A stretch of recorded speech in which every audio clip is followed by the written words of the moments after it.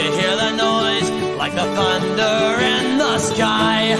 How it rolls along in a good old song from the sons of Nebraska. Now it's coming near with a rising cheer that'll sweep all foes away. So with all our vim, we're about to win, and we're going to win today.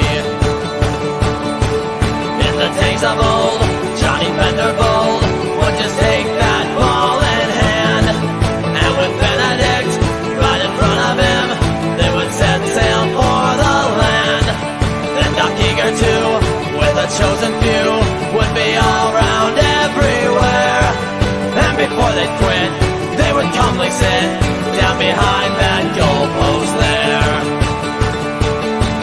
For Nebraska and the Scarlet, for Nebraska and the Cream, though they go through many battles, our colors still are seen. And so in contest and in victory, we will wave them for the team, and we'll always stir a Cornhusker, the Scarlet and the Cream.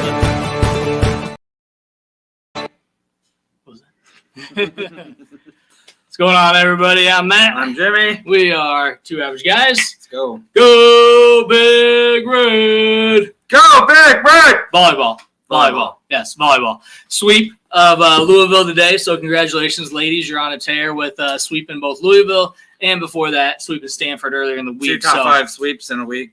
I mean, and really not even close. We'll get to football in a second, but I mean, not even close. I watched Stanford and I watched the first two sets of Louisville before coming over here. And man, I mean, talk about domination. That team is just on fire right now. And it's fun to watch. I didn't get a chance to watch today, but I watched the Stanford the other night. Man, there was never a doubt. Never. Complete domination. And I mean, the second game was a really good game against Stanford. The second set. It was. But really, they came out, and I think Stanford went on like an 8-0 run in that set. Yeah, Nebraska was up like 8-2, yeah, and then they took the lead 9-8, and I was like, oh man, how do you come back from that? But once they got the lead, they never looked back, and they did the same thing as Louisville. Never down against Louisville. They needed that loss. They had a ton of aces today. Oh, sweet. I mean, I saw 3 or 4 just in the first couple sets. And I'll tell you what, the two people right now making a difference on that volleyball team are Lindsey Krause and Andy Jackson. Yes. Those two are playing phenomenal volleyball right now. Obviously, Merritt Beeson and, Bergen Riley are playing great. Even Harper Murray had a great match today. Probably her best match of the season. So she's starting to come around. Obviously, we know the trouble she had early in the offseason, but to see that team the way they're playing now in midseason form, I mean, you're talking about a top 1 or 2 teams in the country right now. They are playing like they should be playing. I know. I guess Mike's a curse because I think Mike went and watched them play at SMU and they got swept. So, Mike, don't go see them play again. Yeah, maybe don't do that.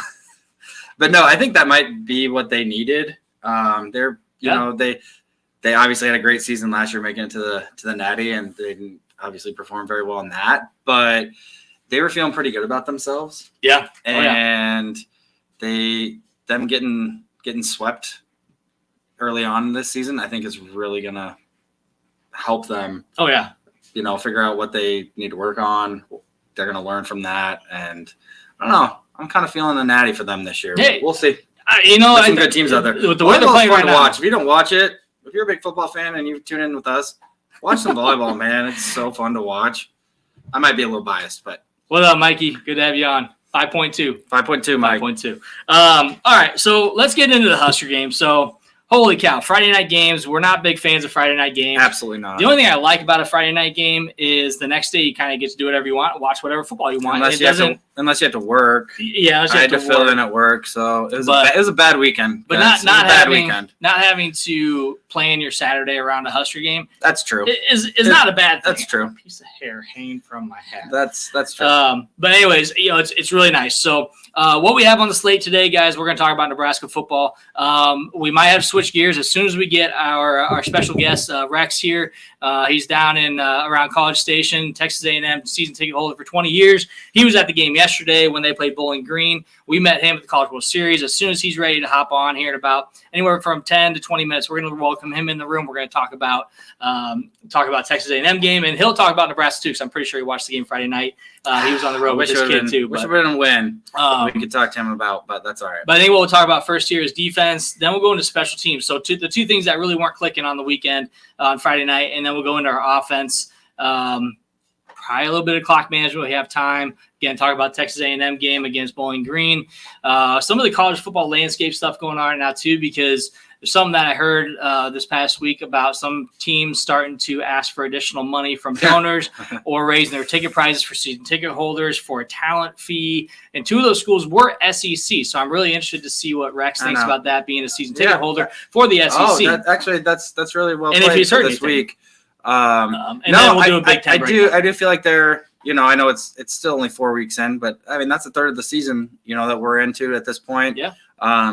So far, there's a little bit more parity, I'd say, than years past, but it's still early. We're just kind of dipping into conference play, so we'll kind of see how things go. But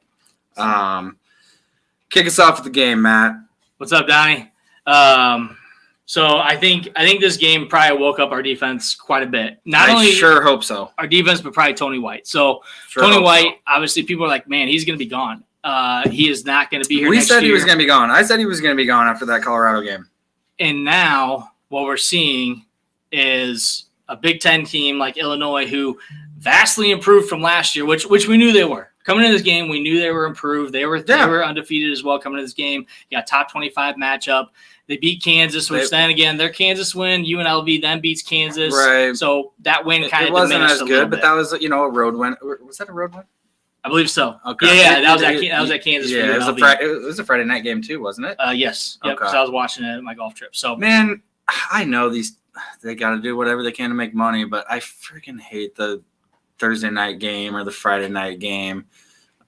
It's all TV, baby. That's all it is right now. Sucks. But we played defensive side of the ball, undisciplined. If there was ever an undisciplined defensive game for Nebraska, that had to be one of the worst disciplined defensive performance I've ever seen from a Husker team ever.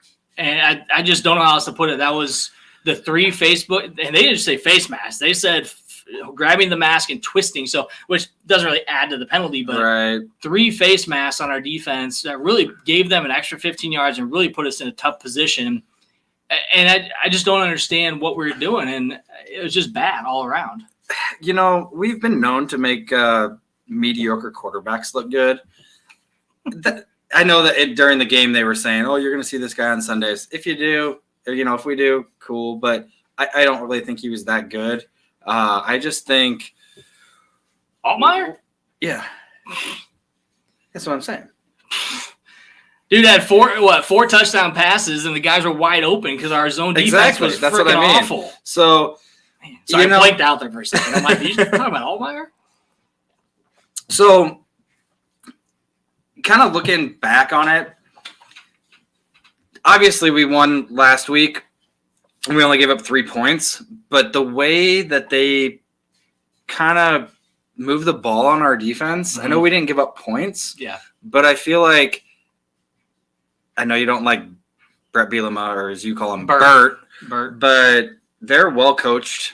They're well coached, good coaching staff. So that team, they're big up front. They can run the ball, whatever. But I think they watched a lot of film, and they took it a step further with more talented players than what you and I had. And that's why they were able to beat us. I think they exposed some weaknesses. We couldn't get pressure. I know I think you even said it. We send 3, we send 4, we don't get any pressure, and guys are wide open. How does that happen? Yeah. How do you have 8 guys out of the box, not rushing the quarterback, and you're playing zone, which, again, you can play a zone, but we made 0 adjustments on the defensive side of the ball to cover the middle of the field, to cover a tight end. Like, how do you have a tight end that is that wide open so many times, and then you let the big man get in that's lined up as a tight end? Right. A little deceptive, but at the same time, as a defense, your job is to read who's on the line, especially that in that type of position. They might be coming down to try to score like that with a tight end. Well, and something we don't do. Exactly. I know you said that too, but I know I'm kind of getting ahead of myself here, but even when, overtime starts, we give and technically I thought he stepped out at the 6. Doesn't really matter. They got the ball at the 4. But how do you give up a 21-yard run, like untouched on the first play of overtime? We came out flat in overtime, like we didn't even care to be there. Man, we're 0-8 in overtime in the last 10 years. And we let me look it up. Dan says, Dan, welcome to the show. Good to see you here. Hope to see you at UNO later this afternoon. Tony White's game plan was awful. Yeah, Rule should be slapping the piss out of him. Man, again, the game plan for defensive side of the ball. And it's one thing if you come with a game plan and it's not working and you make adjustments. Again, and we've been saying this for a long time. It was under Scott Frost. It was under Mike Riley. We don't make halftime adjustments. Right. Why? And why are we the only team in the country that can't do that? Do we have the lead at half or? Yeah, 17-10. Yeah, so maybe he didn't think they needed to make adjustments, but I don't know why he wouldn't have because we sure did need to. Yep. In the past decade, 0-8, 0 points scored, 0 first downs. 25 straight losses to ranked teams. Negative 20 total yards on 28 plays, 4 interceptions thrown. Yikes, I really didn't want to hear those stats. Sorry, I didn't either. I didn't really brings a little bit of light to the problem that we have. And, it's an overtime game. So I'm thinking, man, like this is anyone's game. Overall, the game was entertaining.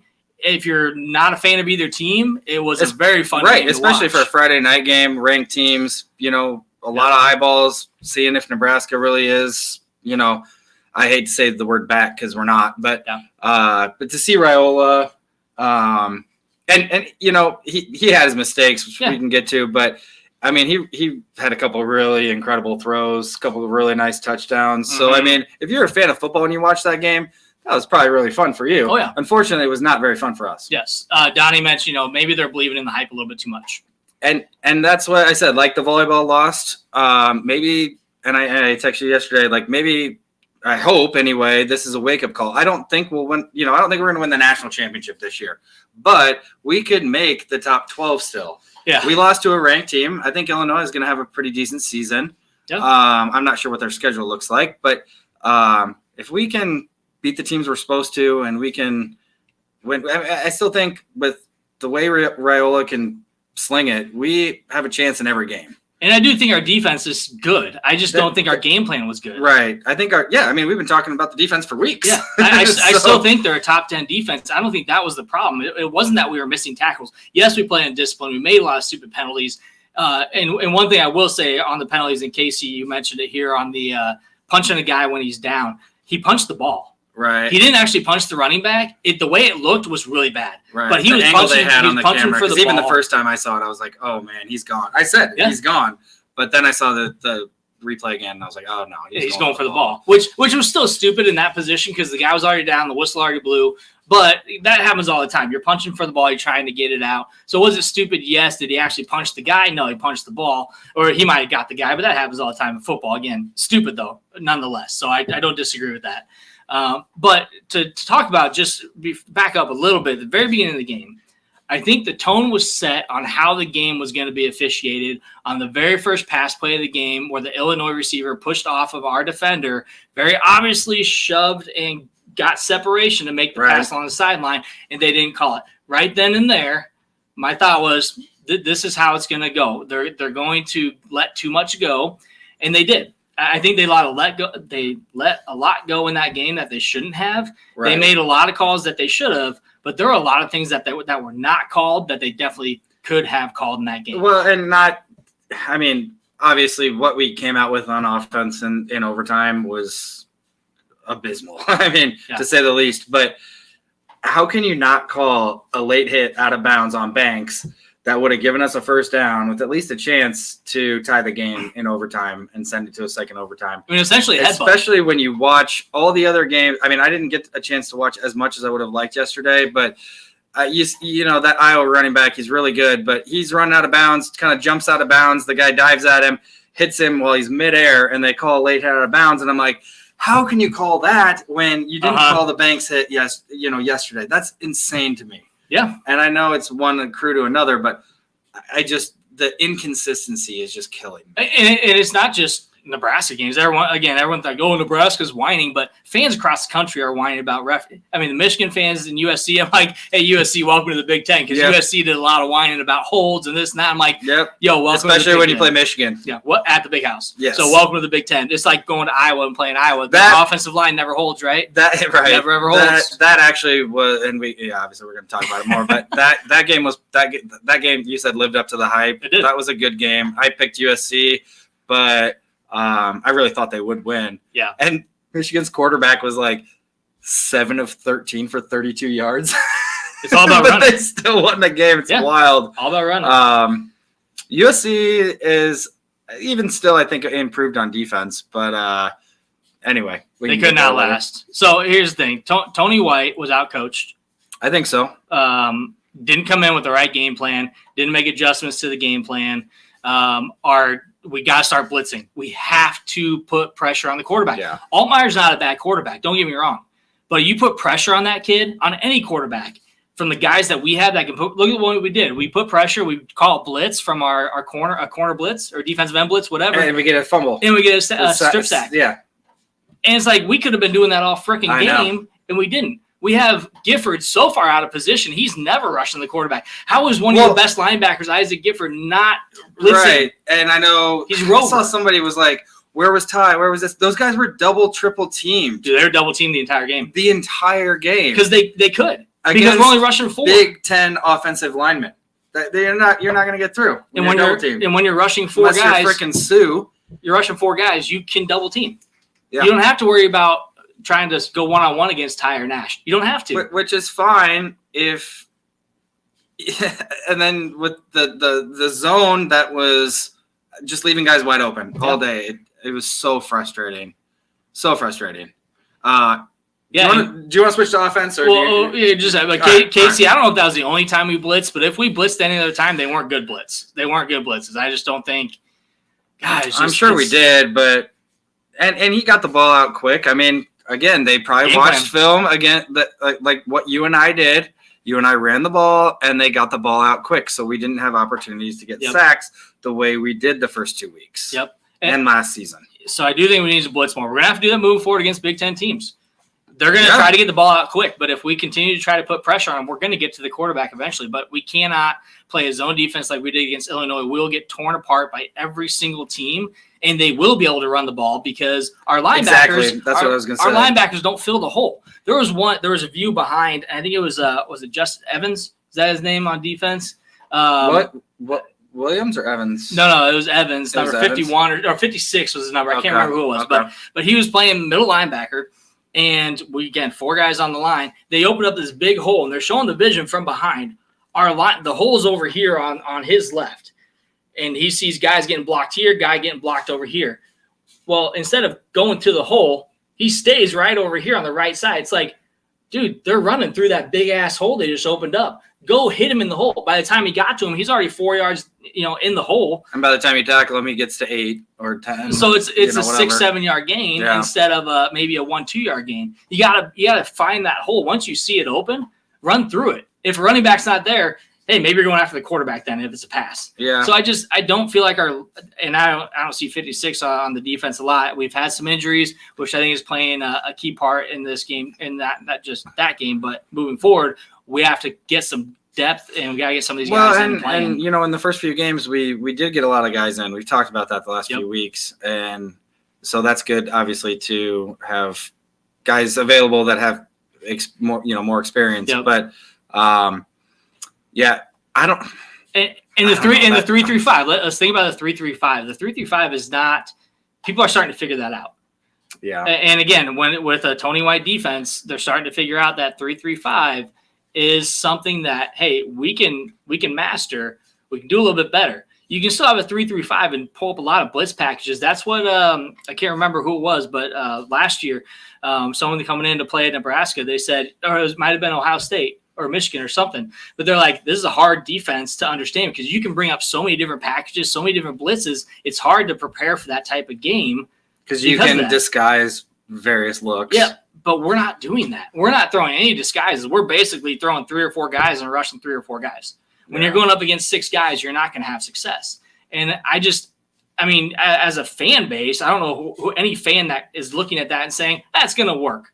It's going to continue to work. Well, against Colorado, it worked. They have a horrible offensive line. So, yeah, you can get 6 sacks by rushing 4 guys and not blitzing anybody. You can do that against UNI. You can do that against UTEP. You can't do it against your Big Ten boys. You're not going to be able to do it. They're too big, too strong, too fast. We cannot go head-to-head and win 4-on-6 battles. I know Purdue hasn't been very good this season, but Tony White, I hope, is getting to work as we speak. Yeah, I mean, they got slapped around last night. And they got slapped around last week too. So, they're going to be probably hungry to get a win, especially against a team like us, against a freshman quarterback that people are talking about. So, unfortunately, when you have somebody like Raiola, you're going to get everybody's best shot because people know that there's going to be eyeballs on a game like that. So let's switch gears to special teams. So, man, why can we not find a field goal kicker? I don't know. We've had NFL Pro Bowl kickers for years, and now all of a sudden it's like they exist, they're out there, but we can't find them. I mean, other teams don't have a problem making 39-yard field goals, consistent 45 plus. Yeah, and I mean, I know the laces out, Dan. I mean, if you saw that replay, they weren't, but they were to the side, not out. But either way, like he didn't kick the laces. He still kicked the ball without the laces, and I know a lot of people said maybe we should have just gone for it. At this point, in that spot of a game, 4th and 3, I think we almost go for it. Yeah, you got 2 tight ends, and you got Carter Nelson, Ja'Cory Barney. Drop something for a 3-4 yard play. But here's the thing, and Casey, I agree. I think anything farther than an extra point, probably go for it. I think so too. But well stated, Casey. I like that. And especially at this point in the season where we know we're missing field goals that are game changers again, like we've seen on special teams. It is something that you bring in 2 tight ends, you bring in Ja'Cory Barney and Nelson, whatever you got to do. Bring in Heinrich Harburg if you have to bring in a lead blocker, or we got fullbacks too. Bring them in. So we don't do that. And again, how many times have we talked about bringing your tight ends? At some point in time, we're going to have to kick a field goal to win a game in the Big Ten play. And sure enough, that's what we needed to do, and we didn't do it, and we lost the game. Yep. It's a problem. It is, and that to me, other special teams, Bushini's doing fine kicking the ball now. I think when he had that 50-some yard boom, he was even surprised about it. I don't know. Did he outkick the coverage on that? I don't think he kicked it where the coverage was going. He didn't outkick the coverage. So I think that was the problem. I think he kicked it to the right, and it was supposed to go to the left or in the middle. And so, and there's a big block in the back right in front of the guy returning the ball too. So, but we got Rex ready to go here, ready to come on board. So when Rex comes on board, you on this? No, I'm all right. Okay. When Rex comes on board, we're going to talk about our offense before we talk about Texas A&M, because we want to make sure we have enough time. Infuriating, absolutely. We want to have enough time to talk to him and finish up our Husker talk. So let's welcome on Rex to the show. Bushini's absolutely fine in his groove. The dude's kicking the ball farther than he's probably ever kicked it in his life. All right. Let us know when he's on. Howdy, guys. All right, Rex, you there? Yes, sir. Can y'all hear me? Yeah. Hey, what's Rex. up, my man? Hey. What is going on? Hey, what a weekend of football, right? For sure. And absolutely a weekend of football with a lot of entertainment. Absolutely a lot of entertainment. I think, from SEC to the Big Ten to the Big 12, we're seeing a lot of different exciting games going on early in the season in Week 4. Yeah, I apologize for not having the video feed up, but I don't have one of those fake libraries behind me like AJ Hawk does for the Pat McAfee show. No, that's right. That's right. So we're going to finish up talking about some Husker football here, and then we'll jump right into A&M. We got some other questions for you, Rex, about kind of having to do with NIL and some other things too, and kind of seeing your thoughts on it. Because I don't think we talked about the College World Series. I don't think we talked about football at all. So I think we just drank at the College World Series. Yeah. So excited to kind of get your take on some questions we have and kind of how you're feeling. So when it comes to, we're talking about getting into the offense for Nebraska football, and someone just mentioned clock management for Rule, and So let's start clock management real quick. So, when it comes to Donnie, you asked about it. One thing I didn't like in the post-game conference for Matt Rule is they asked him about taking his timeouts when the clock is running down. Illinois is at, not even their 50 yet. We started to take some of our timeouts and stopping the clock. And his answer was, he kind of seemed stunned by the question. And his answer was, that's what the book says. And I'm like, that's a horrible answer for calling timeouts because that's what the book says. Now, I don't get critical. I try not to get critical of coaches early on in their tenure, especially in Nebraska. But that response was kind of interesting to me, by the book. That is interesting. I also didn't really know why he challenged.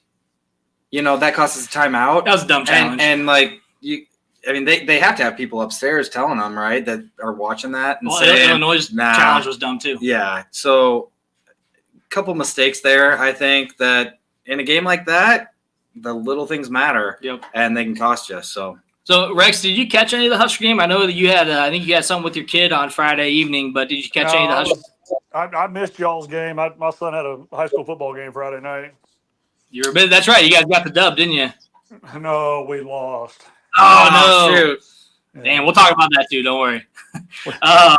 So our offensively, Dylan Raiola, freshman, 24-35. I think it was 69% completion is what, if my math is correct. Don't worry, I used a little bit down from where he's been. He's been like the 74% range. But 297 yards and 3 Ts. And let me tell you, that interception is not his fault. No, that's in the end zone. Should have been caught. Ends up being an interception. And a lot of people have questions on that. And I had somebody, I can't remember what the Facebook page was, but he basically said that's a touchdown. The ball crossed the line. He had possession. And I'm like, you're wrong, right? Because that's 1,000% wrong because that's not how football works. And it hasn't for a long time. That's not how receivers catching the ball. That's not a touchdown. You have to maintain possession to the ground. He barely possessed it, for one. He really did. He didn't make a football move. Barely his momentum took him in the end zone. And when he went to the ground, the Illinois guy just took the ball from him. Yep. 2 weeks in a row. Lloyd the first week, and now Nair. He's got to high point that ball. He let it come to his chest. That's why he didn't catch it. That's why it's an interception. Yeah, it was the right call. It was an unfortunate call. It wasn't a bad pass. It was a great pass. He put it where only his receiver could catch it, and unfortunately, he didn't catch it. No, and I mean, Dylan obviously looked great in the first 3 games. This was his first real test. He got pressured, obviously, more. He got sacked 5 times. Yeah.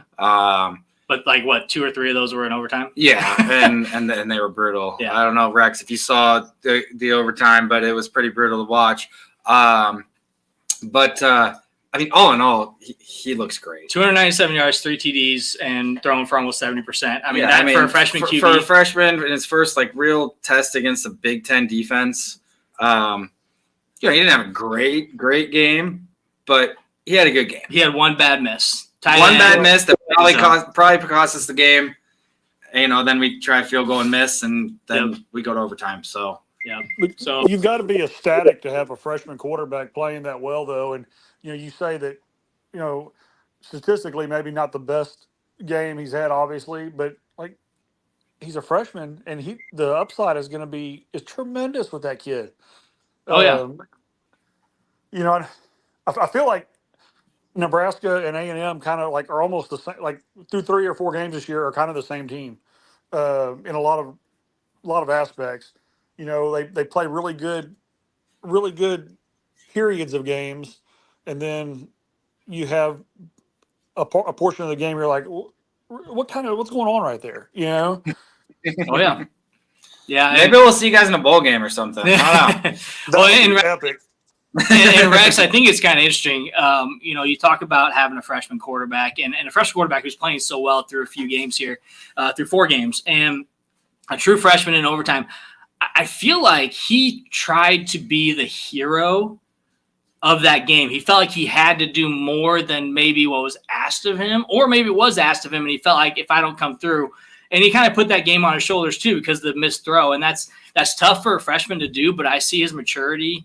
And he's going to grow from it. He's definitely going to learn from that. And I do think when you think about a freshman quarterback, what that does for your recruiting, especially when he's playing so well, just through 4 games, I think he's going to continue to get better. And what does that do, Rex? What does that do for your recruiting when you're looking at bringing new guys to the team next year? Oh, man. I mean, look at the guys. I would just think from an offensive standpoint, a receiver group. I mean, who doesn't want to come play with a kid that has this much potential? You know, when you have a freshman that's a 5-star, it's a big time recruit, and he comes in. Obviously, you're going to have a few growing pains here and there because those kids haven't, to this point in their career, have not faced any adversity or very much going through high school because they were the best of the best of the best of the best, right? And now it's a little bit harder, but when they start shining at that level, man, you're going to have people lining up to come play for you. No, For sure. I agree, and I just think that he's shown it early enough that we're going to continue to get guys. And I think Banks and they were talking about just their chemistry with Raiola right away. They just hit off the bat, like boom, just started going. Right. And I think that is going to continue to build with our some of our younger guys. We have a couple freshmen, Ja'Cory Barney and Carter Nelson, who are already getting in the games, getting playing time, and getting catches and targets. And those guys are going to grow with him, which I think is going to be even just as exciting to see some of these freshmen go through 4 years with another freshman quarterback that's a 5-star. Right, and Rex probably doesn't know that Banks and Nair were transfers, but the guys might be lining up to transfer in, or True. Yeah, I mean that's the part of the game that it's changed so much, and you're big time. Used to you played 1 or 2 games into a season and you felt like you had a pretty good pulse of what the team was about, but with all the turnover you have, with so many kids coming in and out, I think it almost takes 3 or 4 games to really get a real good pulse of what you're capable of. Yeah, absolutely. Well, and we got a taste of that too. I mean, we came in thinking, hey, Illinois, we were kind of back and forth 50-50 over the last, few years with them, splitting games, but we felt like we had a pretty good chance with our defense and with the way Raiola was playing, and then they smacked us in the mouth, and our defense was just very ill prepared. And so to see that was really eye-opening. And my thought on that is, Ty Robinson, I listened to his post game, and he's like, me and Bullock were going at it. We were pissed at each other. We were just yelling. He goes, and I think that's good because we're not yelling at each other because we don't like each other. We're yelling because we messed up. We didn't do something we're supposed to do, and that was on TV. It was on the sideline. You could see how mad he was. Right. They didn't meet their expectation, for themselves. But as you lose, and Rex, I can't remember, we talked about what sports you played growing up, but we all know as athletes, when you lose, you learn a lot more from that than when you win. Absolutely. 100%. So I think this week they're going to look at that film and say, all right, here's where we really screwed up. And hopefully Tony White and other defensive coaches are going to come together and say, these are things that we really screwed up on and we didn't prepare you for as coaches. And here's where you didn't execute as players. Exactly. And here's what we're going to clean up and do a lot better when we go on the road for our first game this year against Purdue on Saturday. And here's how we're going to go in and win that game and not make the same mistakes again. And I think that's how you learn as an athlete. You have to lose in order to get better. And so hopefully that was a big learning moment for our defense. Hopefully it's a big learning moment for our coaches, not only our defensive coaches, but also Coach Rule and Satterfield, his play calling. And Dylan. I mean, obviously he's not going to not throw an interception. He's not going to not lose a game. Those are all things that are going to help him moving forward. Rex was there's definitely some fool's gold in winning a whole lot early on. State champion baseball player in high school, my man. What positions you play? Not enough. Hey, don't worry. I was a backup catcher. I got a state championship too, baby. I was a backup catcher. I wear that sucker with pride. I was probably better at baseball than hockey. I just loved hockey more. So I guess there's your buddy Kevin on the show. So he's commenting on this. So. Oh yeah, he's gonna. I'm sure he's on the edge of his seat. Oh, good. I love it. So, Rex, again, just absolutely thrilled to have you on. This is really unusual for us to bring someone on from an SEC fan base because we don't talk very kindly to SEC folks when it comes to football teams. So that's a good transition into it. Is. But let's talk a little bit about Texas A&M games. So you were at the game last night. They played Bowling Green. Now, Bowling Green's no slouch. They destroyed Fordham, but then they go on the road to Penn State, and they lose by a touchdown in a very close game. And then they got Texas A&M at Texas A&M. What were your overall thoughts on that game? It was a lot like the Penn State game. Of course, I think against Penn State, they actually jumped out on them early, and Penn State had to come back and win that game. They did. It just seemed like we could never get our footing. We'd get up 3, 7, 10 points and just couldn't make the next play to kind of put them away a little bit. You know, they're a feisty bunch. Of course, you know, the atmosphere last night in the stadium was a little off. You know, wasn't obviously not nearly like it was for the Notre Dame game, but Yeah. you know, but that's what happens when you play some of these out of conference opponents that people don't know anything about. You know, there's not the same juice, and then if the players don't have the same juice and they're not making the plays, and then things start to get kind of quiet in the stadium, well, that other team, especially somebody that's like a smaller school that's trying to play that upset card, man, you know, that gives them a lot of juice there. And Oh, yeah, For sure. and then We you know, just couldn't put them away. You know, just a little sloppy. Yeah. I felt like we didn't have a real plan of how we were going to go about knocking them down, and it was just kind of like it looked like we worked on certain things and then we worked on something else, and I don't know, it was disjointed at best. We know the feeling. Yeah. Well, and it's a lot different being at a game in person than it is watching it on TV too. Because my father-in-law was at the Husker game. He's texting me like, right. It was the 400th sellout. We forgot to mention, you know, 400th in a row sellout in Memorial Stadium. Wow. It was on a Friday night, which kind of sucks because Friday night's high school football and it was night. our first milestone. And a lot of people from Omaha go down, and you know, it's hard to get down there because it's crazy to get down there. So, but you know, he's texting me like, "Hey, was that actually a touchdown? Was that a first down?" And I'm like, "Yeah, he got 2 feet in. That's a really dumb challenge by Bielema to challenge that catch because he got 2 feet in. That's a touchdown in the NFL." But like, it's so different being at the game than watching on TV because you get to see the replays a little closer. You get that kind of up close vision than you might not get from the field. You get a breakdown of the guys that are commentating the game as opposed to just watching on the know, the jumbotron or whatever. But the one thing I was really impressed with A&M and what they did last night, Rex, was their rush game. I mean, they rushed for 237 yards. Yes, and that was the nail in the head for them. That's how they really got ahead and got that game going. And to me, that's why they won the game is they established that run and just kept going. well, that's been a big problem the last few years when we had Jimbo here. You know, we got away from being able to line up and run for 1 or 2 yards when you needed it. And, you know, this year, to Elko's credit and Colin Klein's credit, they have figured out a way to, in those short down distances, to move the chains. And whether that be with a quarterback run game or just overpowering somebody and getting 1 or 2 yards, I mean, if you can't do that, you can't win football games. So I got to tell our buddy Mike, he's got a comment for you that I think you might get a good chuckle out of this. It says Memorial Stadium on game day beats any Texas school on game day every day of the week and twice on Saturdays and Fridays pending schedule. Oh, wow. He lives in Texas now, so he's a troll. Oh, wow. That's right. I lived in Texas for a couple of years. I've seen some of those high school stadiums, and holy cow, you guys do it like nobody else in Texas. But it's pretty crazy. But to me, great win last night. I mean, that again, Bowling Green's no pushover. They came in with an agenda to win that game, and they did it through the air. They did a little bit on the ground, but overall, that ground game for A&M was impressive with that 237 yards. Well, yeah, it was. You know, and that was. To be honest, it's a bit of a trap game. You went to Florida, for sure, played a pretty good game, and did what you're supposed to do there, and then you come home. And then next week we go to Dallas to play Arkansas in the stupidest series that's ever been playing at Jerry World. You know. See, and as are you going to that?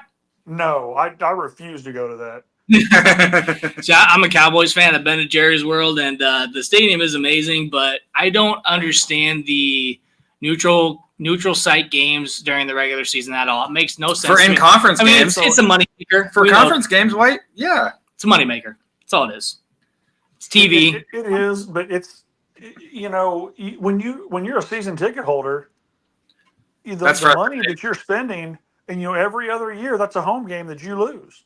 Yeah. You know, and on years when you have maybe a crappy home schedule because the teams that lined up that year just aren't that good, and you lose maybe a home game against Arkansas, you're very frustrated because, man, you're doling out all this money to go to these games, and now I get to go to home games against Bowling Green and McNeese State and UAB, and you know, I mean, it's just so kind of a good transition here about season ticket holders. So I found out, I was reading a headline and also listened to the Arkansas AD talking about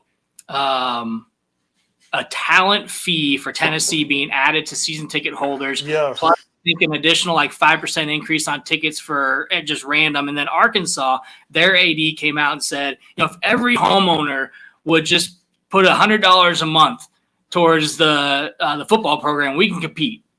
And I'm thinking, wait, now you're charging talent fees and you're upping ticket prices? As a season ticket, for one, have you heard anything about that happening at A&M, or has it already happened? And two, what are your thoughts on it? Number one, it has not happened at A&M yet. I hope it doesn't. Alberts, you never know.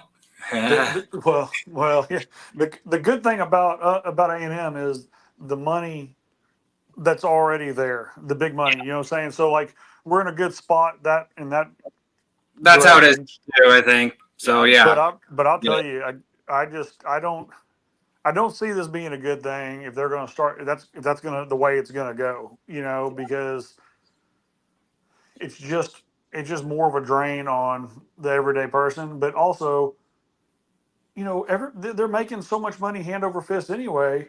They need to figure out how they're going to do it on their end before it's my problem or your problem. Well, and as a season ticket holder, you're kind of already contributing to that, right? Yeah. Yes, and 100%. they're already reaping the benefits from that. And then if you slap a 10% fee on that or on top of that, talent fee. Yeah, nonetheless. Even we buy T-shirts, we're already contributing. So Well, now you have all these. Now you have all these big TV deals. So these conferences are getting big money. These schools are getting big money, and now they're going to ask the fans to contribute money towards talent, toward the players. And so one thing we talked about, Rex, I think it was last season, towards the end of the season, was sustainability of NIL. Because if you're already asking, we're in technically year 2 of this of NIL really being big, and you're already asking fans for money. I saw some Tennessee fans commenting oh, it's not a big deal. We want to see our top talent stay, not hit the portal. We'll pay the extra money. I'm like, you're stupid. Only one team wins the national championship every year. So, but what are your? Just the sustainability of NIL. Like you said, it's going down a path that's maybe not a good one, and already probably isn't. And we've talked about it for years that this is a trend in the wrong direction. So any additional thoughts on NIL or even the transfer portal that you want to throw in there before we move on to our next topic?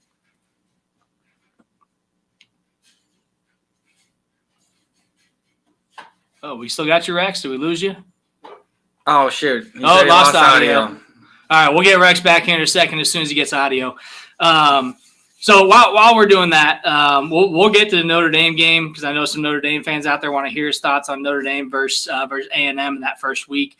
Let's talk about a Big Ten breakdown. And kind of they only want to talk about that because they struggled the last 2 weeks. We'll talk about Trev Alberts too, and I'm interested to see what he thinks about Schlossnagel, whatever his name is, the coach for A&M, going to Texas. The AD. And that was already done. No, the Texas A&M. Oh, the baseball coach. Right. Before the season was really over. Oh, it was 100%. really over. So 100%. We got you back, Rex? Yes, I'm back. All right, fantastic. So any additional thoughts on NIL you want to share on just your personal perspective as a season ticket holder for 20 years with A&M? Like I said, keep it off the tickets. I don't know how Nebraska does things with their season tickets, but there's a donation, a level attached to each ticket at A&M, right? Same here. Yep. And I assumed it was, but and they also now they have I think it's called the Aggies United Fund or something like that, where you can put money towards the NIL. Yeah, we have the people that want to do it, right? Yep. Let them go. Yep, for sure. All right, Rex. So we're gonna transition a little bit from football here, and because we talked a little bit about this when we saw you at CWS and met you there, which again was an awesome time, a lot of fun talking to you and your family. Yes, sir. So Trev Alberts comes to A&M. What are your thoughts? I don't know if you knew much about him before he came to A&M, but what are your thoughts on Trev Alberts early on in his tenure at Texas A&M? So far, I think it looks to be we're going in the right direction. I was not a Trev Alberts fan before we hired him. Back when he was a talking head at ESPN, just didn't like listening to him, right? But I know that has no bearing on what his job is now, obviously. But it seems to be people are, the overall opinion I think is good with him at this point. But he hadn't faced the whole Schlossnagle deal was a mess. But I mean, that wasn't Schlossnagle was gone way before anything Trev Alberts could have done to keep him, because he's buddies with Del Conte at Texas, Okay. and they can go hang out and do whatever they do together in their free time. And but if that's that bit of adversity, I think he did a good job hiring our hitting coach to take over, and we kept the team intact. We're going to move forward. We're going to be back in Omaha next year. But once he has a little adversity in the football program, we're going to see what he's made of. Yeah, I mean, it's a taller task, I think. I mean, I think baseball's got a lot more teams, but college football is your money maker. College football is the deal. So it'll be interesting. I'll be curious to see. And I think the whole Schlossnagle thing, like, I couldn't believe how fast he was out. And again, you have a little bit more insight to it, being there and understanding him and the program. I was like, wait, that deal had to be done while they're in the World Series before the championship game. Like, there's no way that deal happened after the championship game. It was just kind of crazy. And I just didn't understand why he said, like, I'm not leaving, and then didn't he? Something like that. Yeah. He was asked the question when, Texas fired their coach that week, right? When we were earlier in the week in Omaha. Okay. And then he was asked that question, I think, after we beat Florida. Yep. And he just annihilated that reporter and said, I can't believe you're going to ask a question like that in a situation like this when we're playing for the national championship. And maybe apparently it was a really good question. I think we see those questions quite a bit. We see it in college football too. Like, hey, this coach got fired. Like, at what point are people going to start asking your Deion Sanders? And people even linked, Bill Napier's not even fired yet. Right. And they're talking about him being fired or Norvell being fired and who's next in line. It's like, we're 4 games into the season. Like, let's pump the brakes a little bit. I don't know why you don't answer that question and say, right now we're focused on playing for a national championship. I'm not going to talk about that right now. Whether that sounds good or bad, it sounds worse when you say, like, why would you ask me that? No, or whatever. And then you turn around and do it. It's a lose-lose, because if you deflect the question, then it's like, okay, he definitely already has the job. But if you say no and then you do accept, it's like, it's worse. You don't win either way. Like, it's not a worse, win. But anyways, I thought that was kind of interesting. And I'm like, we got to talk to Rex about that, because, we haven't had chances to talk to you since. So Texas moving into the SEC this year, so we'll have them on our conference schedule in baseball, and sure enough, we're going there. Okay. So Schloss is going to get to miss what was going to happen if he came to College Station this year. It's kind of BS. I'm surprised the SEC didn't do it the other way around, and make him come play you guys at home. We get him at home for football. That's all that matters. Yeah, that's true. There you go. And so are you, and we talked about baseball, are you a baseball ticket holder as well, or you just go to games when you can?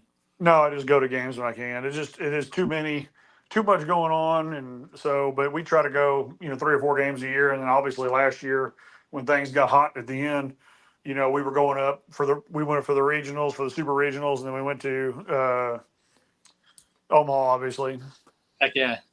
That's awesome. Yeah, I mean, football's a lot easier when they only play 12 games and maybe eight home games, 8 home games. Yeah. Some years only 6 when you have to go to Dallas to play a home game against Arkansas. There you go. Exactly. So let's talk about. I know we talked about the Notre Dame game. My brother's a big Notre Dame fan. I have a buddy. We call him Pootie. He's a big Notre Dame fan, and that game. I mean, opening up the season against Notre Dame. A lot of hype around that game, of course. Were you at the game?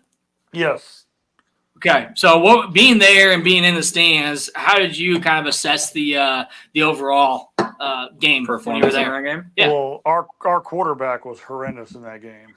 Mm-hmm. He was coming off of a season-ending injury last year. I don't know if he's a little gun shy. I don't know what, or maybe he's just having a hard time or had a hard time picking up the new offense. I don't know. But I thought for 4 quarters, or for 55 minutes, we were tied with them at 13, and you felt pretty good about it, right? and you just waited for that one break. The stadium was rocking. It was one of the 5 probably best crowds I've ever been to there. But we just every time we just kept stepping on our own foot, and when you have bad quarterback play, you play a good game, you're not going very far. Yeah, and that's what was interesting about that game. I'm like, God, I was like, Notre Dame's quarterback Leonard is not playing really well. Like, they need a new quarterback, and I'm watching A&M, and I'm like, their quarterback looks horrible too. Like, how are they even in this game? It was entertaining to watch because the game was close. It was kind of a defensive battle at that point because neither quarterback was really coming out and going to win that game from what you were able to see. Yeah. Through 3 quarters, that game reminded me a whole lot of the A&M Nebraska game, I think in 08 or 09 when we won 9-6. I remember that. Yep. That was a Martinez gift. I think so. Yeah. And that was, it just had a lot of similarities. Nobody could do anything on offense. Everybody looked terrible, under center. It was just a defensive battle, and you waited for one break, and Notre Dame got the breaks. It was game 1 of the college football season. Well, and that's a tough game to open with. I mean, obviously, if you win that, that's a new coaching staff. But we've had the last few years, we've opened with a conference opponent, and I hate that because usually the first game you want to get the kinks out. You got new players in, you want to get their feet wet and stuff like that. Did y'all play Minnesota the first game last year? Last year, on Thursday night. It had 5 turnovers. Yeah, and lost by 3. They kicked a field goal at the end and won 13-10. Yeah. So it's so that was a tough sledding for the first game, but it seems like they're getting their feet under them a little bit for A&M on the offensive side of the ball. They're starting to establish that run, which will obviously help out the pass game. And who's your next opponent this next week? I forgot to look it up. You said they're Arkansas. Okay. In Jerry's world. Okay. So hopefully you can beat the Pigs and take care of them next week. Sorry, I got blocked out again. That's all right. It happens. So next week you got Arkansas. So how you feeling about that game? I feel pretty good about it. I don't think Arkansas, who they play a couple weeks ago, and they put up 70 points and 100 yards, and they got beat by, or not. No, that was the game 3 weeks ago. But then last week I think they played Oklahoma State, and had 600 yards of offense and got beat. Right, which is typical Bobby Petrino football, right? 100%. Typical defense, because he's the offensive coordinator back there now again, and I just don't. If we can control the ball, running it like we have, I think we'll be fine because our defense is going to be ready to go. There you go. Well, good. Wish you the best of luck on that. So, do you have Bama or Georgia or Tennessee at home this year? We don't have any of those guys. We don't even play them. You don't even play them. Not even just at home. You don't play them at all. All right. Well, you got a favorite schedule, I guess. Our home schedule here on out is, I think, we play Mizzou in 2 weeks, and we've got LSU. We got LSU coming to town and Texas coming to town, and I can't remember the other one. Maybe Texas coming to town. Big one. I'm looking forward to that. Yeah. Maybe we play a non-conference opponent in November. We always get one the week before. Yeah, you guys always. Oh yeah, that's what the SEC is. That your McNeese State game? No, we already had McNeese. Okay. So we've joked about that over the years for a long time, and we'll continue to. It's just funny that you guys play a non-con game in November, right before the last game of the season. We get it. It's a weird schedule. It's so weird. We get it. You get a little break before you got a few big ones down the stretch, but yeah, we've joked about it. But what's interesting? You said you guys don't have Tennessee, Georgia, Bama on your schedule. Bama and Georgia play next week. Right. And I was looking, they showed the history of those two teams playing over the last 6 years, between the conference championship and playoff. They've only had one regular season game against each other in the last 6 years. How does that happen? Oh, yeah. How does that happen? That's like Iowa never playing Ohio State and Michigan. Yeah.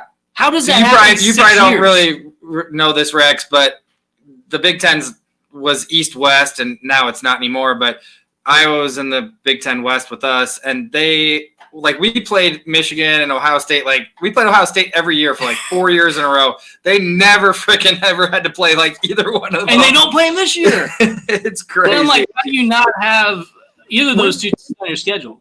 We have been in the SEC for 12 years, and we have not played a home game against Georgia. That's insane. BS, man. Is that 9 conference games? That's what that is. We went there in 2019, and that's the only time we played them. Yep. It's that 8-game conference schedule that the SEC does. That's what that is. That's wild. I saw that stat, and I'm like, how have you not played in season more than one time in 6 years? So this is only your second time in the last years. That's crazy. Good SEC scheduling, I guess. Crazy. Well, but now, how many teams does the Big Ten have now? Like adding Washington and Oregon. 18 teams. So there's going to be teams we don't play for years. Yeah, 18. How much is the SEC up to? 16? 16. Yes.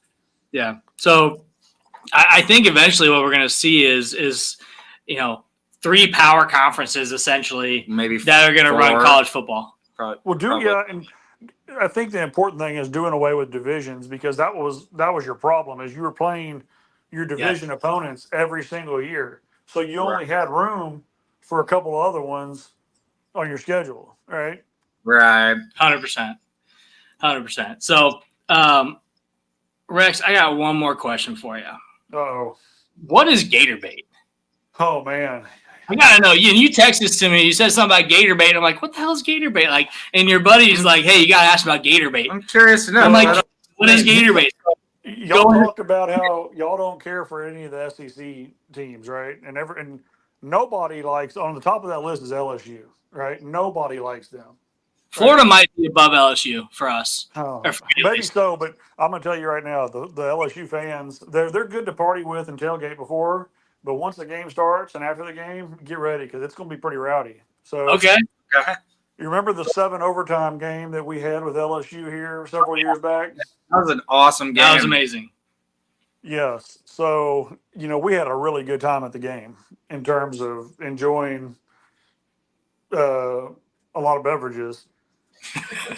And so as we were leaving the stadium, we had the windows rolled down, and we were yelling at every LSU fan that they were nothing but gator bait.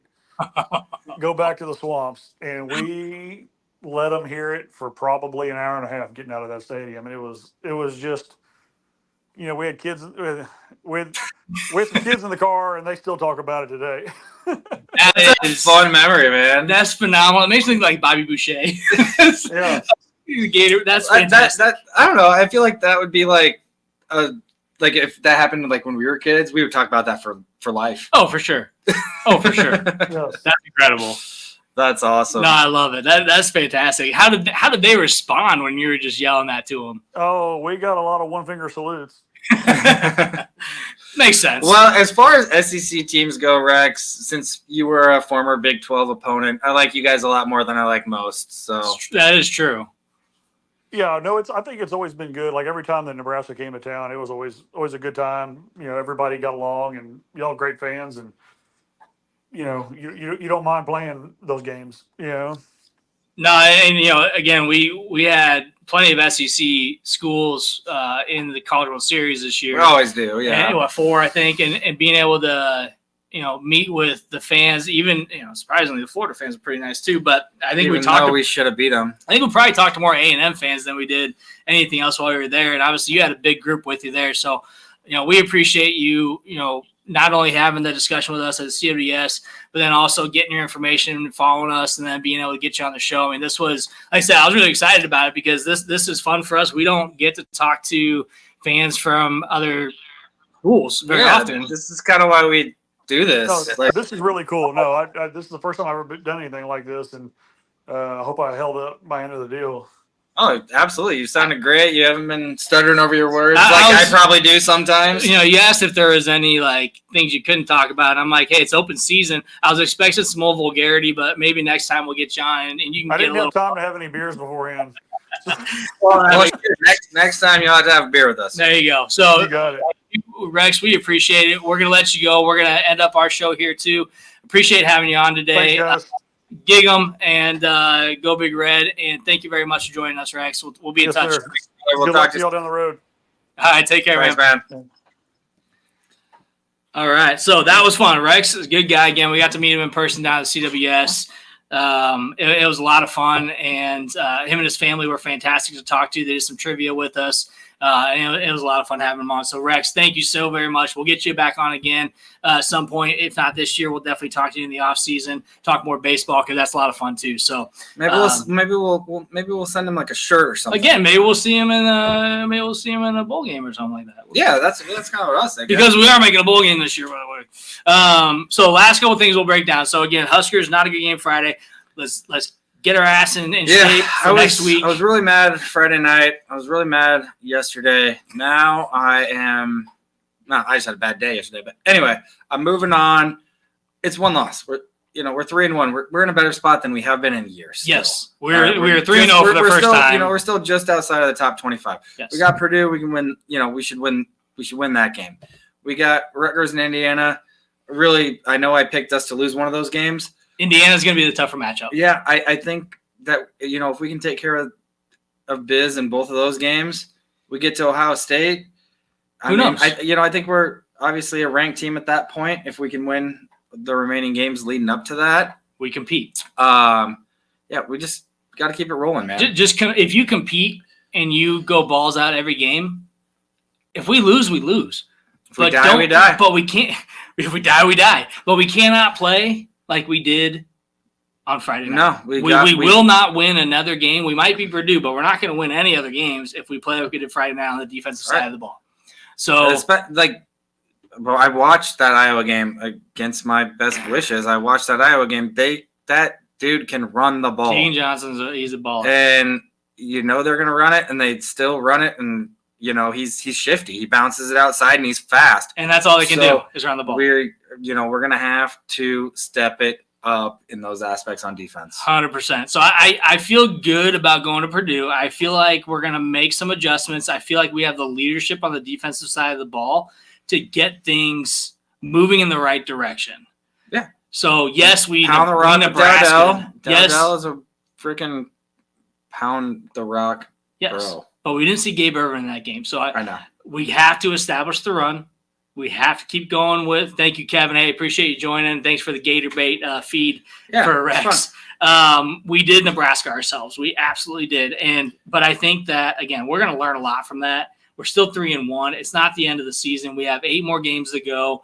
Yes, we can get to a bowl game. I have no doubt about that we can, but we have to clean up the stupid mistakes on defense. And I think one reason why I was more upset about that game than any other game that we've lost in the past however many years. The 31 losses we've had in the last 6 years? Is because 31 one-possession losses? Is because it was our defense that lost the game, Agreed. Not our offense. Our defense played bad. Not our offense always plays well.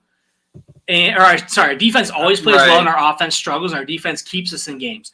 This is the first game in so long where the defense didn't keep us in the game, and our offense did. And that is why I think people are probably more upset. And now hopefully they hear us say this, and like, you know what? Matt and Jimmy are right. Because I didn't think about that until honestly yesterday afternoon. I'm like, I didn't even think about that until you just said that. For so long, it's been we've had the ball down 3, or down one possession with a chance to win the game, and we've thrown an interception or fumbled. And missed field goal. Yes, we missed a field goal. But I do agree. I think it was our defense that let us down in that game. And we're not used to that. So it's a turn of events, which is great to have an offense. But when our defense didn't complement the offense the way they could have with the talent they have, I think that was eye-opening. And again, the discipline. Yes, Casey, the discipline, that is – and again, we don't have a lack of discipline on defense. It's usually offense. It's our false starts. It's our holdings. It's our illegal hands to the face on the offensive side of the ball that cost us games. This time it was our defense, the defensive penalties, the hands of the face, the 3 face masks, the holdings, just stupid penalties that didn't need to happen. Right. And I think that's probably why people are more pissed off, and they don't really know how to handle that because – we haven't lost the game because of our defense. Right. In a long time. And our defense is pretty good. You know what? Somebody I was watching the game with last week, they're like, man, when was the last time that like the offense and defense were both good? Yep. Because it seems like it's always one or the other, mostly defense. Yeah. Especially the last few years. But yeah, I'm kind of glad you said that. That has changed my mind a little bit. That it was the defense. So I really hope that we see a big step. Like I hope we come out on the first drive. For one, I hate getting the ball to start the game. Yes. I love to kick off to start the game, but I hope they come out against Purdue, maybe get a sack or two on the first possession, or a turnover or something like that. Blitz. Yeah, blitz. We blitz all night. Yes, for sure. Remember the Titans? Yes, I know. Yeah. It's like I think you got that, but I did. And one thing I want to mention real quick that really I don't know why. Why did we not take the ball first in overtime? We won the toss. I know. Our defense was out on the field for a decent amount of time, and instead of taking the ball first, we let them have it and put our defense, that's a good question. tired defense that wasn't playing well. In my brain, when you go to overtime, you always play defense first, only because, if they score, if you stop them, and then you kick a field goal and win the game. Mm-hmm. Or if they kick a field goal, you can score a touchdown to win the game. In my brain, that's where I always go, play defense first. But a different aspect is if your defense has been on the field, maybe you give them a bit of a breather. I know it's probably not much. And our defense hasn't been playing well. So it's like your offense is playing well. Give them a chance to give you that lead and give your defense the momentum to go and put a stop to Illinois. I like that flip of the aspect for it. Yeah. But I went straight to, okay, we won the toss, we're playing defense. Yeah. But then you give up 21 yards 21-yard run on the first play. Yep. So again, I just some questions I have on like what was the thought process behind not taking the ball. I really wish we would have, because I think our offense would have come out and scored. And then they didn't do that. Especially because Dylan was probably itching because he had that overthrow that probably would have won the game, missed field goal. Yep. Instead, we put a lot of pressure. You're making some good points today, brother. But then we put a lot of pressure. You're really changing my mind on a couple things. So then we put so much pressure on a freshman quarterback to then tie the game. And I think if we do the other way around, we put the pressure on him to score first, it's less than, hey, now you got to tie the game. There are a lot more variables than go into it. Just then stop them. You can win the game on a field goal. If we had press credentials, that's a question I would ask Matt Rule is why didn't we go on offense first with the freshman quarterback to give him the chance to take the lead and give our defense what they needed to get that sack or get that interception or fumble, whatever, for sure, to win the game. So, again, just some things to think about as a fan base. I think those are things especially when we're 0-8 on overtime games in the last 10 years. Yes. So change things up a little bit, just saying. But that was my thought. Again, I think defense didn't play really well, so people don't know how to adjust to that. And then, again, some of those questions on why we didn't take the ball. But, again, I generally agree with taking defense first. But in that situation, I'm like, why don't we go on offense first and just let's score? We can score. We've been doing it. Raiola's he's having a great game. Let's get Nair. Let's get Jacory in the beginning of the game, get a touchdown. Yeah. And let's take the lead. Well, and even going back to it, like they score and then they're like, let's send some pressure at this kid. Yep. Freshman in overtime. And we got destroyed. Yeah, for sure. Anyways, it sucks. Hey, it sucks that we lost, but we got to move on. We got Purdue as fans. We got to join forces as a fan base. I was cheering. I was cheering for BYU to beat Kansas State. I was cheering.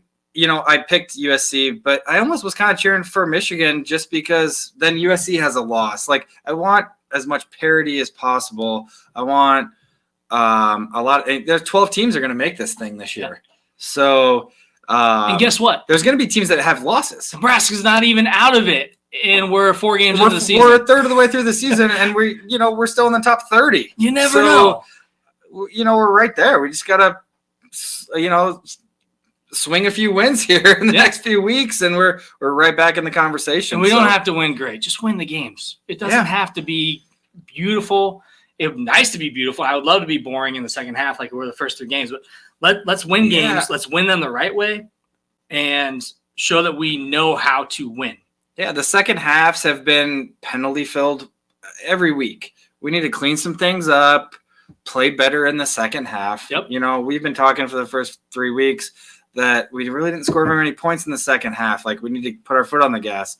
I don't know. We just need to clean things up a bit, play a little bit more sound, and but we'll win more games in conference play. I do think Illinois probably surprised a lot of people. They were much better on defense than what they have been. Their offense was better. They ran the ball well in the second half. The first half, they couldn't run the ball. The second half, our rush defense was awful. But they did. Altmaier did a good job of managing that game. Yeah. He was a good game manager. I'll give him credit for that. He's a senior, isn't he? Yeah. Yeah. I mean, I'll give him credit. He's got experience. So. But again, we shot ourselves in the foot way too many times. And Indiana's the same way. Indiana, new coach coming over from Washington State. James Madison? Was it James Madison? Yeah, James Madison. Sorry, yes. So they got a new coach. He's coming in hot. They're 4-0. I'm not so worried about the next two games. It's Indiana, but we do have a bye week for Indiana. If we come off a bye week and we don't play well against Indiana, I don't even care if we lose that game. We have to win our next two. If we lose to Indiana, it better be a damn good game because that team is good right now. They're scoring a lot of points. They're clicking on every single aspect of the game, offense and defense. That's a game I worry about more than I do anything else in the next 3 games. So we have a bye week. Let's prepare well and go into that game and freaking win it. Right. Let's first off take care of biz against Purdue on the road this week. Let's get Dylan on the road. Yes. Get him accustomed to that. We're coming for you, Walters. I know you don't like the Huskers. You hate us. Also, 2 weeks, we are doing our own tailgate on October 5th. I think Jimmy's got a little grill he's going to bring. We're going to grill up some food. We're going to have some backswing brew. Did we find out what time that game is yet? No. Did they announce it 6 today? days ahead of time they can. It today? Go ahead and check. But we're going to be down there at Rutgers game. We will let you know where we're going to be at. It's either going to be over in the baseball parking lot, or if I can get lucky, fingers crossed, we're going to be in lot number 7 under the bridge, which is Party Central. And we're going to be there hanging out, partying with all Husker fans. So we will let you know as soon as we know where we're going to be at, what time the game is, when we're going to be down there. All that information coming to you soon. Come join us. Come hang out. Brev's meeting up with us, too. Brev's going to meet up. You guys don't have to pay for your beer. We're going to have lots of beer there. So just come hang out and have some beer with us. We might try to pay us $5, whatever. No, I'm just kidding. It'll be fun. You can pay us whatever you want. Free beer, free food. We'll even get you live on the show. We'll have a lot of fun. We'll get more information as soon as we have it. But that's all I got for today. Hell of a show. A lot of fun. Rex, again, thank you very much. Your buddy Kevin, thanks for joining the show. Thanks for watching. Thanks for sharing. And thanks for the heads up on the questions on Gator Bait. Yeah. Great story. Yeah, that's fun to, randomly kind of meet somebody at the College World Series and then bring them on the show. Hell yeah. We'll do it again. So once again, I'm Matt. I'm Jimmy. We're Two Average Guys. We're going to finish our last couple sips of beer. Go Big Red, and we'll see you all next week.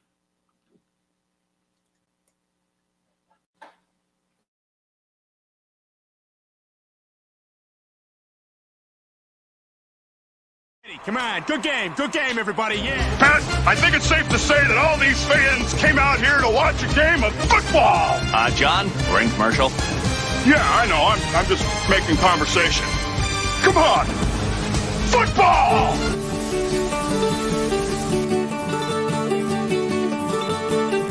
Come a-running, boys, don't you hear the noise? Like the thunder in the sky. How it rolls along in a good old song from the sons of Nebraska. Now it's coming near with a rising cheer that'll sweep all foes away. So with all our vim, we're about to win.